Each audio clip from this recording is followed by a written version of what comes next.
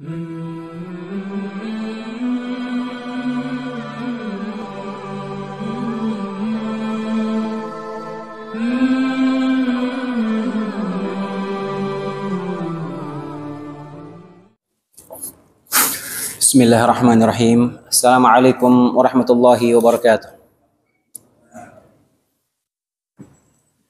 Innal hamdalillah nahmaduhu wa nasta'inuhu wa nastaghfiruh. Wa na'udzu billahi min shururi anfusina wa sayyiati a'malina. May yahdihillahu fala mudilla lahu wa may yudlil fala hadiya lahu. Asyhadu an la ilaha illallah wahdahu la syarika lahu wa asyhadu anna Muhammadan 'abduhu wa rasuluh.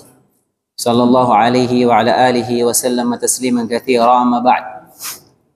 Allahumma la ilma lana illa ma 'allamtana, Allahumma 'allimna ma yanfa'una wa anfa'na bima 'allamtana wa zidna ilman wa imanan wa aslih lana sya'nana kullah wa la takilna ila anfusina tarfata 'ain.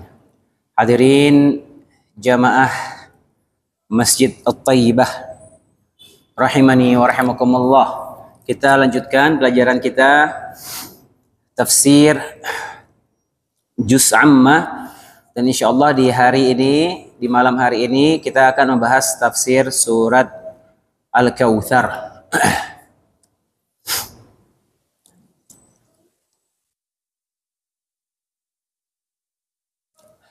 Surat Al-Kautsar adalah surat yang sangat pendek, cuman 3 ayat saja, dan surat ini diperselisihkan oleh para ulama apakah dia termasuk surat Makkiyah atau surat Madaniyah.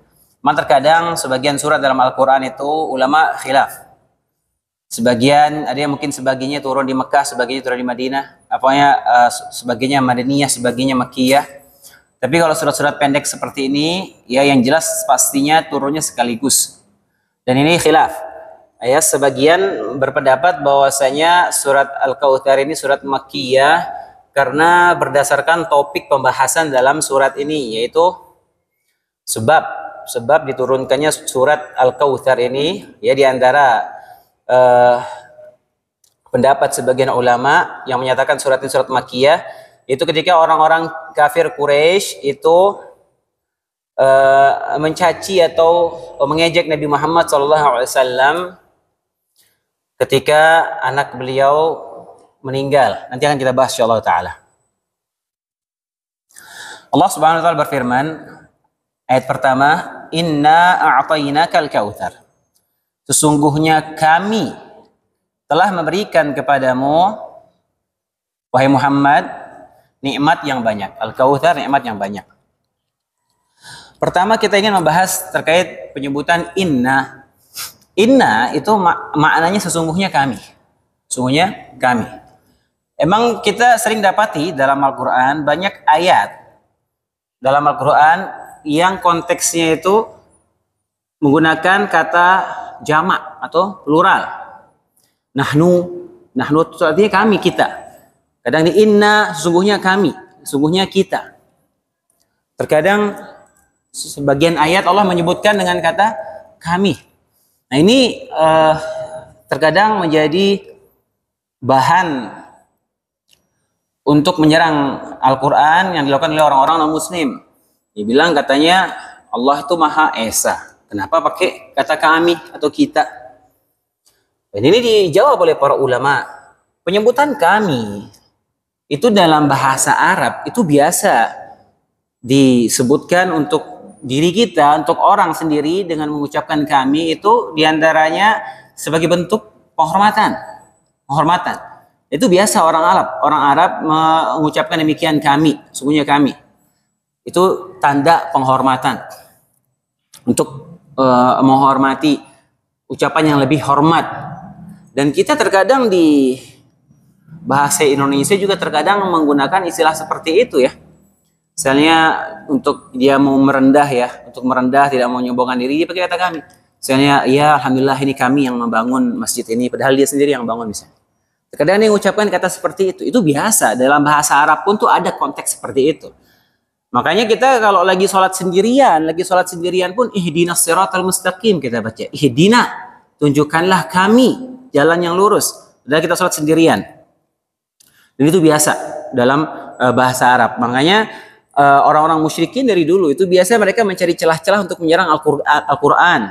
Mereka mencari celah untuk menyerang Al-Quran, tapi mereka tidak pernah menyerang Al-Quran melalui celah ini. Kenapa? Karena mereka faham bahasa Arab. Mereka faham, orang Arab itu biasa menggunakan konteks seperti itu, walaupun yang melakukannya satu orang, itu biasa.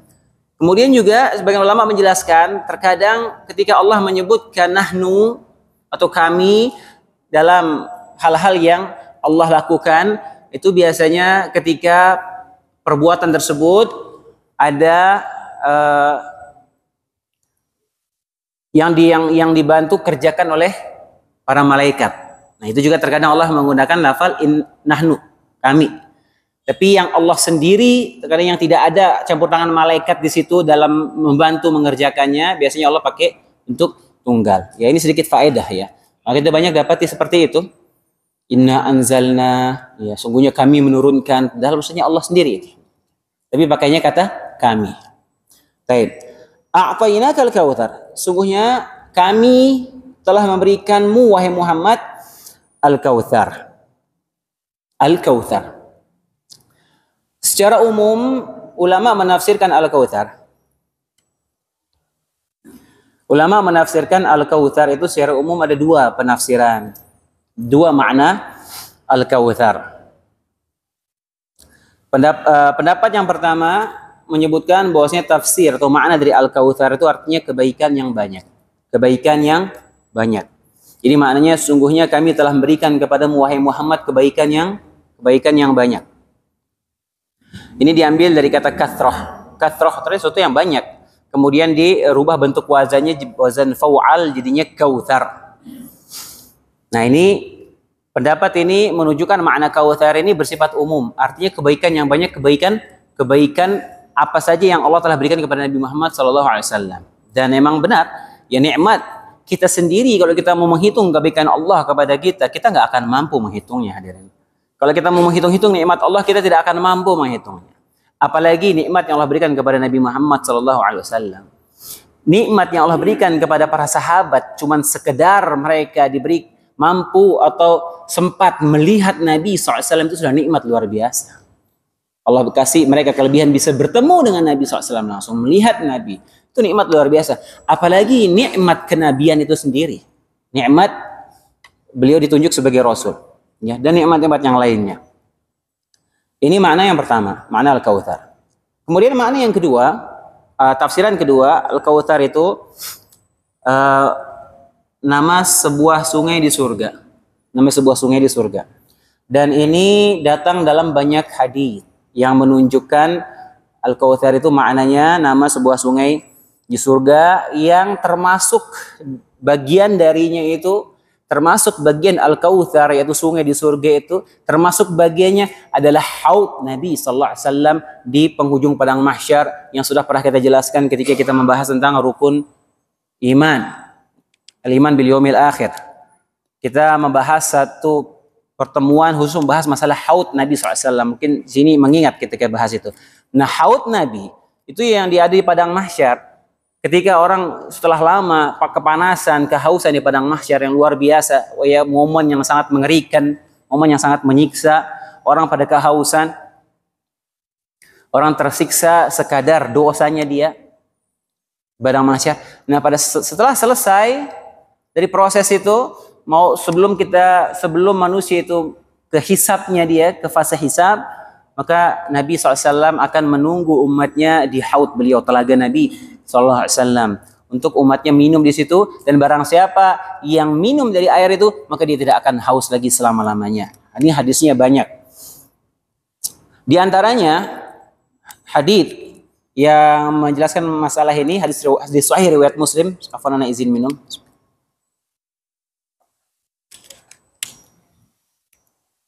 Diriwayatkan oleh Anas bin Malik radhiyallahu taala anhu. Anas bin Malik ini, hadirin, Anas bin Malik radhiyallahu taala anhu, dia pembantunya Nabi SAW. Dia dari umur 10 tahun, baru Nabi datang ke Madinah, dia langsung ibunya ini, Rumaisah, ya, Ummu Sulaim. Bawa, wahai Rasulullah, saya nggak punya apa-apa untuk diberikan kepadamu. Yang lain pada ngasih hadiah, ngasih uang, ngasih perhiasan apa untuk Nabi dan para sahabatnya baru hijrah. Kata ibunya, wahai Rasulullah, saya nggak punya apa-apa, saya nggak punya harta, saya punya anak saya ini, silakan ambil, suruh dia berbakti, berkhidmat kepadamu. Maka Anas bin Malik tinggal bersama Nabi SAW 10 tahun di Madinah sampai Nabi meninggal. Makanya biasanya hadis-hadis, Anas banyak meriwayatkan hadis. Biasanya hadis-hadis yang berkaitan sama ya misalnya fisik Nabi SAW atau apa-apa yang Nabi lakukan di rumahnya, terkadang Anas bin Malik meriwayatkan. Kenapa? Karena beliau tinggal di situ. Nah, Anas bin Malik meriwayatkan beliau berkata, suatu saat Rasulullah SAW di sisi kami, di saat beliau sedang tidur. Nabi sedang tidur ringan, bukan tidur nyenyak. Kemudian beliau mengangkat kepala, terbangun, mengangkat kepala, kemudian Nabi SAW tersenyum. Kami pun bertanya kepada beliau, mengapa engkau tersenyum, tertawa, wahai Rasulullah? Kata Nabi SAW, baru saja turun kepadaku suatu surat. Lalu beliau SAW membaca Bismillahirrahmanirrahim, Inna a'tainakal kautsar fashalli lirabbika wanhar, inna syani'aka huwal abtar. Ya, dengan menyebut nama Allah yang Maha Pengasih dan Maha Penyayang, sungguhnya kami telah berikan kepadamu nikmat yang banyak, maka dirikanlah salat karena Rabbmu dan berkurbanlah, sungguhnya orang-orang yang membencimu dialah yang abtar, terputus. Kemudian Anas berkata, kemudian Rasulullah SAW setelah membacakan ayat itu, Nabi bertanya kepada Anas dan kepada sahabat yang lainnya, tahukah kalian apa itu Al-Kautsar? Kata mereka, Allah wa Rasuluhu a'lam. Allah dan Rasulnya yang lebih mengetahui. Kemudian Nabi SAW bersabda, fa innahu nahrun wa'adanihi Rabbi azza wa jalla alaihi khairun katsirun wa huwa haudun taridu alaihi ummati yaumal qiyamah. Al-Kautsar adalah sungai yang dijanjikan oleh Rabbku Azza wa Jalla. Sungai tersebut memiliki kebaikan yang banyak. Ia adalah telaga yang nanti akan didatangi oleh umatku pada hari kiamat nanti. Aniyatuhu adadun nujum. Bejana-bejananya, gelas-gelasnya, cangkirnya sebanyak bintang di langit.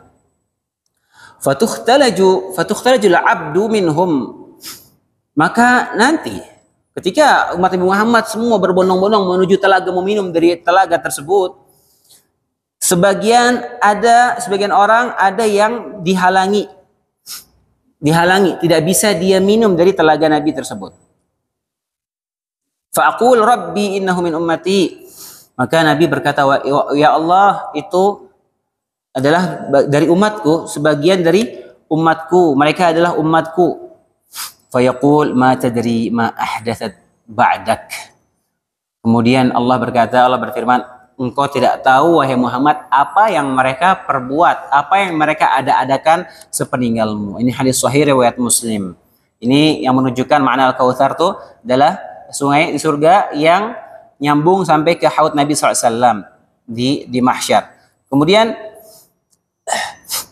Ibnu Hajar Al-Asqalani menguatkan pendapat ini, ya, beliau berkata, wa yutlaqu 'ala al-khawdi kautsar likaunihi yamuddu minhu. Haud Nabi yang di padang mahsyar tadi juga disebut sebagai kautsar. Kenapa? Karena airnya berasal dari sungai Al-Kautsar itu. Airnya sama, dari sumber yang sama. Kemudian hadis lain dari Abu Dzar radhiyallahu taala anhu,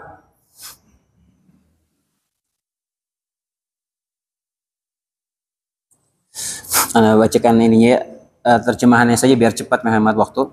Dari Abu Dzar radhiyallahu taala anhu, dia berkata, wahai Rasulullah, bagaimana dengan bejana yang ada di Al-Haud? Maksudnya di telaga Al-Kautsar. Nabi menjawab, demi jiwa Muhammad yang berada di tangannya, demi Allah, wadah untuk minum yang ada di telaga Al-Kautsar lebih banyak seperjumlah bintang dan benda yang ada di langit pada malam hari yang gelap gulita. Itulah gelas-gelas di surga. Barang siapa yang minum air dari telaga tersebut, maka dia tidak akan haus selamanya. Di telaga tersebut ada 2 saluran air yang mengalir dari air surga dengan deras. Barang siapa yang minum airnya, maka dia tidak akan haus. Lebarnya sama dengan panjangnya, yaitu ukuran antara Amman sampai Ailah. Kota Amman sampai Ailah. Airnya lebih putih daripada susu dan rasanya lebih manis daripada madu. Ini juga hadis sahih riwayat Imam Muslim.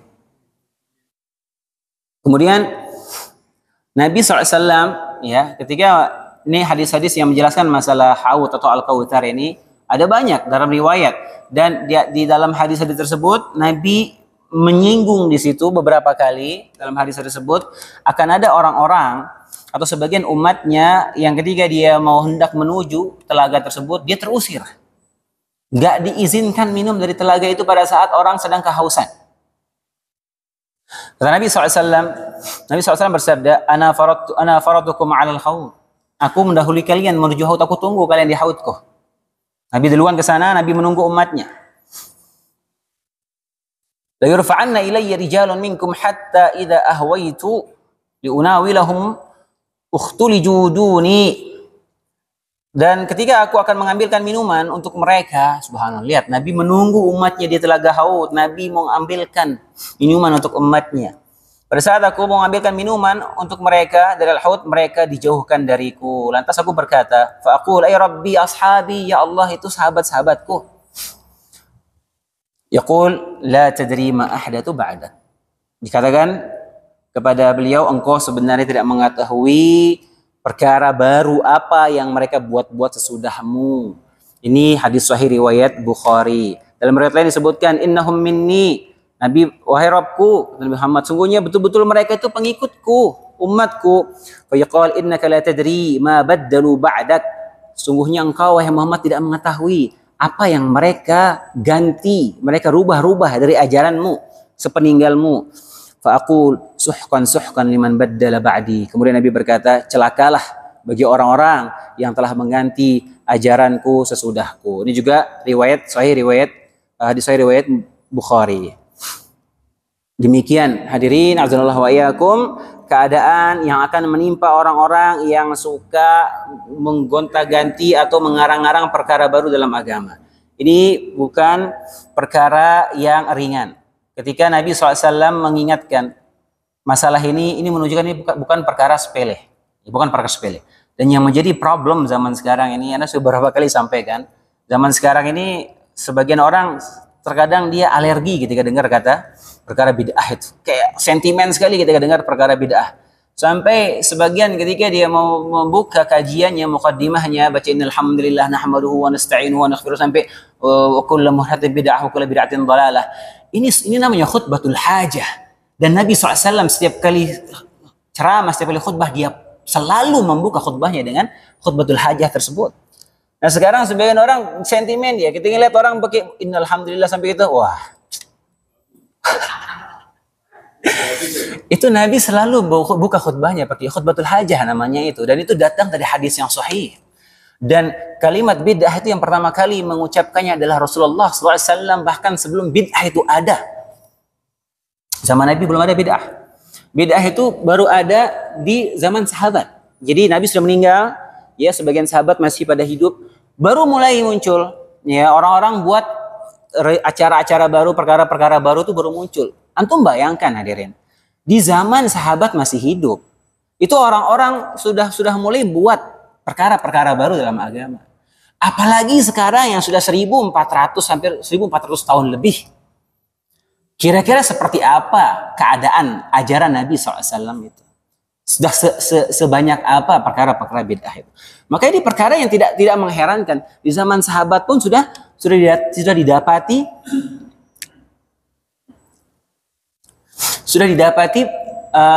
perkara-perkara itu muncul. Dan sahabat ketika menyaksikan itu mereka sangat mengingkari dengan pengingkaran yang sangat tegas. Ketika dia Ibnu Mas'ud ketika ke Kufah sana di Irak sana, jauh setelah Nabi meninggal, dia ngelihat ke Masjid Kufah, dia lagi mengunjungi salah seorang sahabat, dilihat orang-orang lagi duduk ngumpul barang, berzikir barang, dipimpin sama satu orang yang ngasih komando sambil dia menghitung pakai kerikil. Kaget Ibnu Mas'ud, dia bilang, kuburan Nabi belum kering, kalian sudah bikin ajaran seperti ini. Kemudian salah seorang ada ketika dia tawaf, dia megang semua ujung Ka'bah. Kata Ibnu Abbas, jangan kau lakukan itu. Kata bilang, apa salahnya? Nabi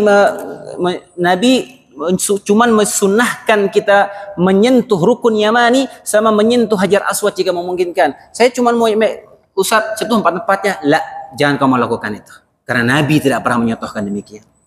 Kemudian ada salah seorang di zaman tabi'in, ketika dia khutbah Jumat, dia berdoa, dia sambil angkat tangan, ditegur sama sahabat, jangan kau lakukan itu. Nabi tidak mempraktikkan seperti itu, seperti yang kau praktikkan. Dan konsekuensi dari kita mengadakan perkara-perkara baru dalam agama ini bukan perkara ringan, hadirin, bukan perkara ringan. Maka seharusnya kita bersyukur ketika ada yang mengingatkan, ya, dan kita harus legowo gitu ya. Makanya sebelumnya Ana sering sampaikan di sini masalah ya penyakit umat manusia yang berdalil dengan tradisi nenek moyang. Ini penyakit ini sudah. Ya, masalah tradisi nenek moyang ini yang jadi penghalang orang menerima kebenaran terkadang. Ya, ketika disampaikan bahwasanya ini amalan-amalan ini tidak ada contohnya dari Nabi SAW, sebagian orang nggak terima. Kenapa? Karena bapaknya, nenek moyangnya, orang lingkungannya mengamalkan itu sebelumnya. Apakah mereka salah? Mereka nggak terima. Kadang-kadang mereka orang nggak terima seperti itu. Kita nggak heran kenapa di zaman sahabat pun sudah mulai muncul perkara baru, apalagi zaman sekarang sudah bertambah banyak. Nah, itu yang kita berusaha dibersihkan kembali ke kemurnian agama. Kenapa? Sekali lagi karena konsekuensinya bukan perkara ringan. Kita meyakini betul bahwa Rasulullah SAW adalah afsahul khalqi, adalah makhluk Allah yang paling fasih dalam menyampaikan, paling bagus cara menyampaikan, paling bagus cara dakwahnya, paling tahu bagaimana cara menyampaikan dengan benar, tepat sasaran, afsahul khalq. Kita juga meyakini bahwa Nabi SAW adalah ansahul khalqi, manusia yang paling menginginkan kebaikan untuk umatnya. Dan Allah yang menyatakan seperti itu. Laqad kana lakum rasulun min anfusikum azizun 'alaihi ma 'anittum harisun 'alaikum bil mu'minina raufur rahim. Telah ada seorang rasul dari kalian, sangat berat dia rasakan apa yang menimpa kalian, dan dia sangat menginginkan kebaikan untuk kalian, umatnya. Bil mu'minina raufur rahim, dan bagi umat, kepada kaum mukmin dia sangat lembut, lemah lembut, Rasulullah SAW. Dan Allah menyatakan bahwa Rasulullah SAW wada'iyan ilallahi bi'ithnihi wa sirajan munira. Rasulullah adalah da'i yang mengajak orang kepada Allah dan cahaya yang terang benderang yang menerangi umat ini, Rasulullah SAW. Dan kita meyakini itu. Dan kita juga meyakini tidak ada jalan menuju surga kecuali sudah diajarkan oleh Nabi SAW. Tidak ada jalan yang membawa kita ke neraka kecuali pasti Nabi sudah mengingatkan kita. Ya, tidak ada jalan menuju Allah SWT kecuali Nabi sudah ajarkan. Maka ketika kita sekarang menganggap suatu amalan yang tidak pernah Nabi ajarkan, tidak pernah Nabi contohkan, terus kita menganggap itu baik, ini konsekuensinya cukup fatal, hadirin. Ya, seakan-akan kita menuduh Nabi tidak tahu kebaikan itu. Nabi tidak tahu itu kebaikan mendekatkan diri kepada Allah. Atau seakan-akan Nabi tahu tapi Nabi tidak mau menyampaikannya, disembunyikan kepada umat kebaikan itu. Atau seakan-akan kita lebih tahu jalan menuju Allah, sementara Nabi tidak tahu ibadah itu. Kita merasa itu baik. Makanya ini konsekuensinya berat. Makanya Imam Malik rahimahullah taala berkata, "Man ibtada'a fil Islami bid'atan yaraha hasanah, faqad za'ama anna Muhammadan khana risalah." Barang siapa yang buat perkara bid'ah, kemudian dia menganggap itu hasanah, baik, maka dia telah menuduh Nabi Muhammad SAW mengkhianati risalahnya. Ya. Itu Imam Malik yang mengucapkan demikian. Perkara besar, perkara berat. Ya. Pernah di zaman Imam Malik juga ada seorang kawan Imam Malik bilang, "Wahai Imam, saya mau ngambil miqat dari Masjid Nabawi." Ya, yang para umrah tahu tempat ngambil miqat itu di Bir Ali namanya daerahnya. Itu sekitar 13 kilo dari Masjid Nabawi, sekitar 13-15 kilo. Kata dia, saya mau ambil miqat dari Masjid Nabawi. Saya nggak ambil miqat dari sana, mau umrah dia kata. Kata Imam Malik, jangan kau lakukan itu. Kata dia, apa salahnya? Cuman berapa kilo saja, mundur dikit katanya. Lah, karena Nabi karena engkau menyelisihi yang Nabi SAW ajarkan, itu masalahnya di situ. Kata Imam Malik. Dan sebagian orang ya, subhanallah zaman sekarang ini, saya terus terang heran ya. Sebagian orang di zaman sekarang ini ya, selain mencari-cari dalil, melegalkan perkara bid'ah yang biasa dipraktekkan. Ada praktekan bisa amalan-amalan bid'ah nih. Untuk melegalkannya dia cari-cari dalil, dicocok-cocokin nih. Padahal sama sekali nggak nyambung dalilnya. Dan tidak ada prakteknya di zaman Nabi SAW, zaman salaf tidak pernah mempraktekkan itu. Tapi untuk melegalkan itu, kalau sudah terlanjur mungkin dilakukan, cari-cari dalil. Ini masih mending yang seperti itu. Yang lebih parahnya lagi, sebagian ada sebagian dai, saya dengar di YouTube sebagian, dia mencari-cari dalil untuk melegalkan orang buat bid'ah baru. Dan ini bahaya sekali hadirin. Ya di antaranya dalilnya dia bilang masalah Bilal salat sunnah 2 rakaat setelah wudu. Bilal biasa salat sunnah 2 rakaat setelah wudu. Nabi bertanya, wahai Bilal, aku mendengar suara terompahmu di surga. Apa amalan rahasiamu? Saya nggak tahu ya Rasulullah. Yang saya tahu, saya biasa sholat sunnah setelah saya wudhu, saya sudah sholat sunnah. Kata Nabi SAW, nah karena itu, karena amalan itu, yang kau sudah disiapkan sendalnya di surga. Kata orang-orang yang mau melegalkan bid'ah, dia bilang apa? Lihat itu, Bilal dia ngarang ibadah sendiri. Pasti boleh kita buat. Kita buat ritual ibadah baru, kata nggak baik. Jawabannya apa hadirin? Jawabannya gimana pendalilan itu? Yang namanya syariat sunnah, ya ajaran Nabi SAW itu ada namanya sunnah qauliyah, sunnah fi'liyah, ada namanya sunnah takririyah. Ini harus catat baik-baik. Sunnah ajaran Nabi, terkadang Nabi ucapkan, terkadang Nabi fi'liyah, terkadang Nabi melakukan, terkadang Nabi ikrar, Nabi stempel, Nabi benarkan, Nabi okekan. Nah kalau sekarang kita mau buat acara ritual baru, yang mau okekan siapa nih? Yang mau melegalkan itu sebagai ibadah siapa? Karena Nabi sudah meninggal dunia, agama sudah sempurna. Nah ini masalah di situ. Ya, dan ini bahaya ketika dia mencari-cari dalil untuk melegalkan orang boleh buat perkara baru. Ini bahaya hadirin. Terus terang, kalau dibuka pintu ini nggak akan tersisa ajaran Nabi SAW. Semua akan musnah binasa. Semua akan orang buat kreasi baru yang dianggap itu perkara baik. Dan ini bahaya. Ya, setiap kali bid'ah itu muncul pasti ada suatu sunnah sana yang dihilangkan, hilang, tenggelam. Nah, makanya sebagian ulama menyebutkan ada 3 kaidah untuk kita mendeteksi perkara itu bid'ah atau enggak ya. Saya takut nggak cukup waktunya ini. Ada 3 aja. Kalau kita mau ngukur ini sesuatu ini dia bid'ah atau enggak, ditimbang pakai 3. Ini disebutkan para ulama, disebutkan oleh Imam Syatibi, disebutkan oleh ulama-ulama lain dalam kitab-kitab mereka. Ini 3 kaidah ini. Ini bagus sekali, ini penting untuk kita ingat. Kalau kita mau lihat suatu amalan tertentu, kita timbang dengan 3 kaidah ini. Pertama, apakah Rasulullah SAW mampu nggak melakukan amalan tersebut?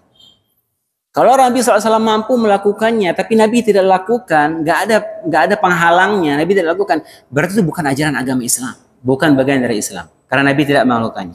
Pertama, dia mampu nggak? Kedua, apakah kondisi di zaman Nabi SAW, apakah ada kondisi di zaman Nabi SAW yang menuntut beliau untuk melakukan itu atau tidak? Kemudian kaidah ketiga, adakah dalil sahih yang menunjukkan bahwasanya Rasulullah SAW melakukan amalan tersebut? Ini ya timbang pakai 3 amalan ini. Contoh, ya kita praktekkan. Baca Yasin di kuburan. Baca Yasin di kuburan. Dulu anak waktu masih kecil ya, ke kuburan ya, rame-rame lebaran biasanya dulu ya, rame-rame ke kuburan ya, nggak tahu apa-apa dulu. Duduk ke sana, duduk di kuburan, ada keluarga digeterin, baca Yasin sampai selesai. Nah bingung nih. Nah bingung lihat yang dilakukan itu, baca Yasin sampai selesai. Coba kita terapkan. Pertama, apakah Nabi SAW mampu nggak baca Yasin di kuburan? Oh ya jelas mampu. Jelas mampu. Ada nggak kondisi di zaman beliau yang menuntut beliau untuk melakukan itu? Oh iya ada banyak. Ya. Banyak sahabat beliau meninggal, istri-istri beliau meninggal, anak-anak beliau meninggal, kuburannya dekat. Kalau Nabi mau tinggal baca Yasin di situ. Yang ketiga, ada dalil nggak yang menunjukkan Nabi mempraktekkan itu? Nggak ketemu. Tidak ada. Tidak ada Nabi mempraktekkan. Tidak ada salaf para sahabat mempraktekkan. Tidak ada. Antum bayangkan, sahabat ini meriwayatkan dalil hadis sampai kepada kita. Berapa jarak antara kepalanya Nabi ketika sujud sama sutrohnya? Ada hadisnya sampai ke situ. Nabi ketika sholat dilihat sama sahabat, jenggotnya bergerak-gerak, nyampe dalilnya kepada kita. Masa perkara-perkara ritual agama itu tidak ada dalilnya sama sekali, nggak ada nyampe kepada kita? Ini mustahil. Mustahil. Apalagi ini ritual tuh rutin gitu tahunan. Kemudian juga azan dan iqamat di telinga mayat. Azan. Bukan cuma azan nih. Azan di kuping ini, qomat di kuping satu lagi. Kalau bangun langsung ngatur saf, mayatnya repot. Yang ada itu, ini pun masih diperselisihkan oleh para ulama hadisnya tentang kesohihannya. Sebagian ulama hasankan hadis itu, yaitu tentang mengazankan bayi baru lahir. Ada hadisnya, walaupun sebagian ulama menganggapnya dhaif. Sebagian seperti Ibnu Qayyim menganggap hadisnya hasan. Dan ini sebagian salaf mempraktekkan. azan ketika bayi baru lahir. Jadi kalau antum mempraktekkan itu tidak mengapa. Ada sebagian contohnya dari para salaf. Ya hadisnya sebagian menghasankan. Tapi kalau ketika orang mati di azan, dikomatin lagi, ini nggak ada dalilnya sama sekali. Tidak ada dalilnya sama sekali. Ya sebagian ada yang menganggap dikiaskan dengan baru lahir. Nggak bisa, kias dalam ibadah nggak boleh. Tidak boleh. Dikiaskan pada saat baru lahir. Nggak bisa mengkias-kiaskan sesuatu dalam ibadah. Nggak boleh. Ibadah itu harus dengan dalil. Tauqifi nggak bisa kita kias-kiaskan. Nggak boleh. Dan contoh-contohnya banyak ya. Ya kita nggak usah bahas di sini. Walhasil, ya, Anda mau mengingatkan saja. Mau mengingatkan, ya masalah perkara bid'ah ini bukan perkara sepele ya. Karena bukan cuman amalan tersebut tertolak, nggak akan diterima oleh Allah SWT, tidak akan diterima. Dan bisa jadi kita berdosa kalau kita menganggap itu baik. Imam Nawawi rahimahullah taala, antum tahu kitab Arba'in Nawawi, tahu kan ya? Imam Nawawi mengumpulkan sekitar 42 hadis dalam kitab Arba'in Nawawi itu. Dan ya Arba'in Nawawi itu 42 hadis itu isinya hadis-hadis poros agama Islam secara global seluruhnya.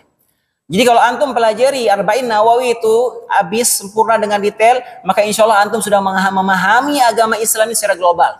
Itu cerdasnya Imam Nawawi mengumpulkan hadis-hadis itu tentang ajaran Islam secara global. Di antara hadis yang beliau masukkan ke dalam Arba'in itu hadis man amila amalan laisa alaihi amruna fahuwa raddun. Barang siapa yang mengamalkan suatu amalan tidak ada perintahnya dari kami, kata Nabi SAW, maka akan tertolak. Man ahdatha fi amrina hadza wa ma laysa minhu fahuwa raddun. Barang siapa yang mengarang-arang perkara baru dalam agama ini yang bukan dari ajaran kami, maka akan tertolak. Ya, jadi orang mengeluarkan biaya, mengeluarkan tenaga, dia melakukan amalan tersebut nggak akan diterima oleh Allah Subhanahu wa taala. Tidak ada jalan menuju Allah Subhanahu wa taala kecuali yang sudah Nabi SAW ajarkan kepada kita. Tidak ada jalan menuju Allah kecuali yang Nabi tunjukkan kepada kita. Ini harus diingat baik-baik. Ya, kalau kita bisa mengarang suatu ibadah dengan kita anggap itu baik, mendekatkan kita kepada Allah, maka nggak perlu Allah mengutus Nabi kalau gitu. Tidak ada gunanya Allah mengutus Nabi. Kita bisa mengarang ibadah sesuka hati kita. Allah taala alam. Ini juga ya hadis-hadis yang tadi Anda bacakan, ini dalil yang sangat kuat menunjukkan bahwasanya Nabi SAW tidak tahu apa yang terjadi setelah beliau meninggal. Diulang-ulang dalam hadis tersebut. Innaka la tadri ma ahdatsu ba'da. Kamu enggak tahu apa yang mereka lakukan, mereka adakan sepeninggalmu. Jadi ini khurafat sebagian orang, khurafat ya. Ana tegaskan itu khurafat. Ketika orang meyakini Nabi datang menghampiri dia, ini khayal, itu khayalan. Khayal. Walaupun sebagian enggak setuju sama yang statement ana ini, ana tegaskan itu khayalan. Yaitu khurafat.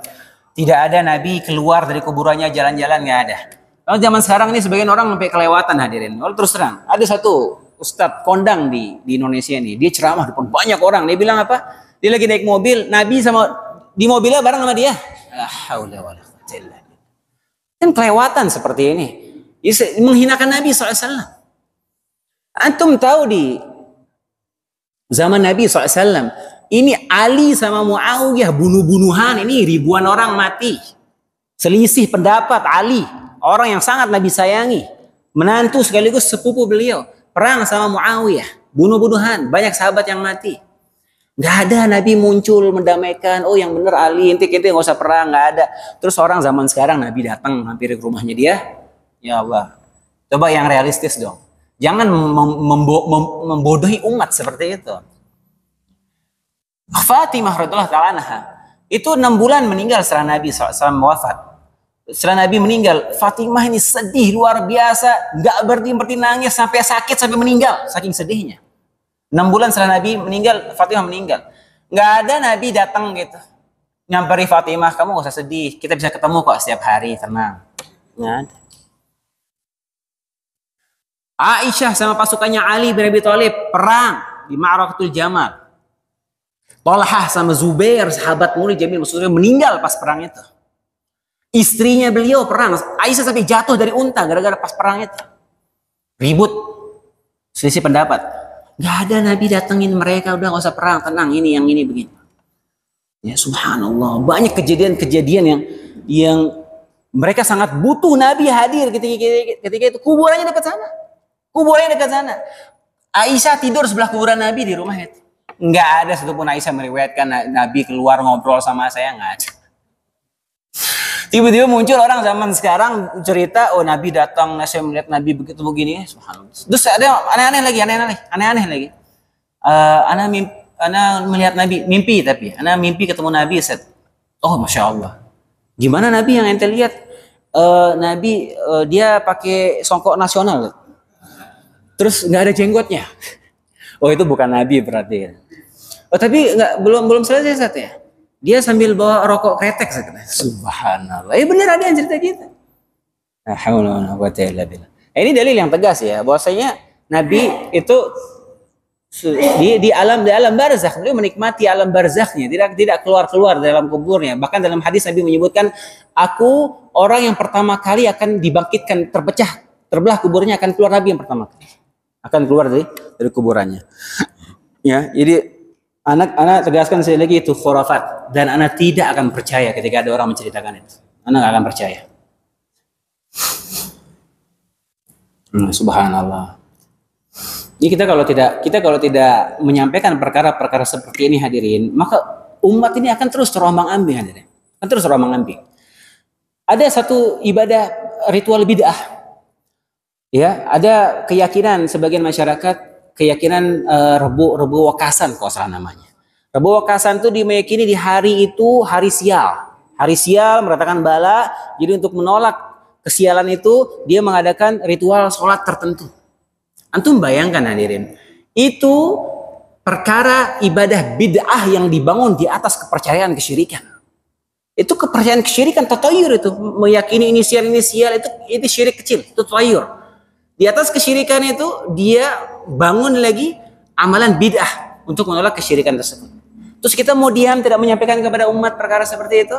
Dianggap apa? Oh kalau menyampaikan perkara bid'ah itu memecah belah umat. La. Justru yang memecah belah umat itu bid'ah itu sendiri memecah belah umat. Yang ngomong siapa? Yang ngomong Nabi SAW. Yang bikin umat terpecah belah, semua ngeribut, nggak selesai-selesai, nggak nyambung-nyambung, gara-gara semua buat bid'ah masing-masing.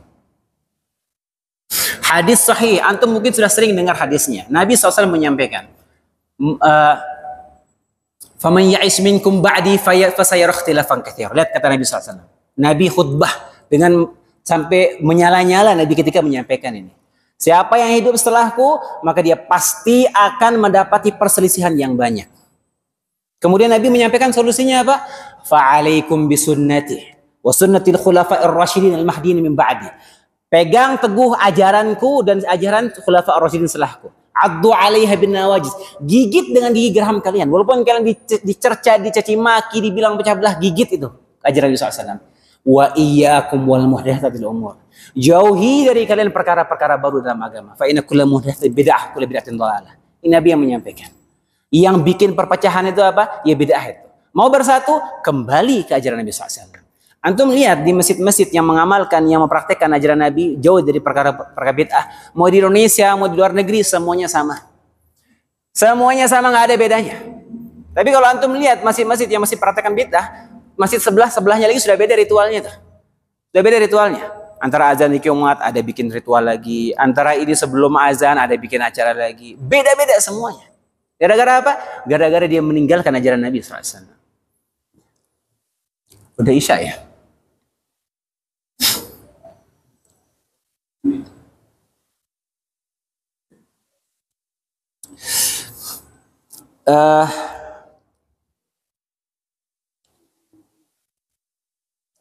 Kemudian ini ayat yang kedua dan ketiga ya. Fasholli li rabbika wanhar. Inna syani'aka huwal abtar. Ini insyaallah akan kita akhirkan pada pertemuan pekan depan. Kita akan sambung dengan pembahasan surat Al-Ma'un. Al-Ma'un. Ya, insyaallah kita sambung dengan surat Al-Ma'un. Ya, wallahu taala alam. Ya, sudah Isya belum? 1 menit lagi. Demikian yang bisa saya sampaikan di kesempatan malam hari ini. Kurang lebihnya saya mohon maaf. Insyaallah kita lanjutkan pada pertemuan pekan depan. Allahumma aqsim lana min khasyatika ma tahulu bihi bainana wa baina ma'asik wa min ta'atika ma tuballighuna bihi jannatak ومن اليقين ما تهون به علينا مصائب الدنيا ومتعنا اللهم بأسماعنا وأبصارنا وقوتنا أبدا ما أحيتنا واجعله الوارث منا واجعل ثأرنا على من ظلمنا وانصرنا على من عادانا ولا تجعل مصيبتنا في ديننا ولا تجعل الدنيا أكبر همنا ولا مبلغ علمنا ولا تسلط علينا من لا يرحمنا وصلى الله على نبينا محمد وعلى آل محمد وآخر دعوانا أن الحمد لله رب العالمين. السلام عليكم ورحمة الله وبركاته.